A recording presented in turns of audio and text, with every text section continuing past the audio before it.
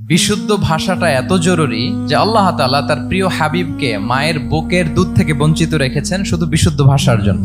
একজন মানুষ সর্বপ্রথম কোন জিনিসের প্রেমে পড়ে জানেন? কথার প্রেমে পড়ে। কথার ধরন, কণ্ঠস্বর, তার অ্যাটিটিউড, তার শব্দের জাদু, এটা মানুষের হৃদয়কে জয় করে ফেলে। তো রাসূল সাল্লাল্লাহু আলাইহি ইসলামের এই এলোকোয়েন্স ছিল। তিনি বলতেন আল্লাহ তাআলা আমাকে সর্বমর্ম বাচন ভঙ্গির অধিকারী করেছেন। মানে উনি যেটা বলতেন এটা ছিল very precise in wording but comprehensive in meaning. এটার যে দোতনা, এটার যে appeal to the heart of the people, to the heart of the listener, এটা অসাধারণ। মানুষের হৃদয়কে জয় করে ফেলতো। আল্লাহু আকবার। তিনি এমন ভাবে কথা বলতেন, কথার মাঝখানে পজ দিতেন, মানে একটু থামতেন যাতে করে শ্রোতারা বুঝতে পারে। এত চমৎকার করে ওনার প্রেজেন্টেশন ছিল, বক্তব্য মালাগুলো ছিল, ফলে যারা শুনতেছে ইজিলি মুখস্থ করে ফেলতে পারত। রাসূল সাল্লাল্লাহু আলাইহি ইসলামের সবচাইতে বড় ভাষণটি ছিল বিদায় হজের ভাষণ, খুব সম্ভবত। ওই ভাষণের টেক্সট গুলোকে যদি একসাথে করা হয়, আমার মনে হয় 10 মিনিটের বেশি লাগবে না ওই টেক্সট গুলো পড়তে। তার মানে সবচাইতে বড় যে ভাষণ ওনার, ওটা কত ছিল? 10 থেকে 12 মিনিটের ভাষণ ছিল। আমরা তো ঘন্টার পর ঘন্টা বক্তব্য করি, তারপরেও তো আমরা মানুষের মনকে খুশি করতে পারি না। উনি সেই যে 1400 বছর আগে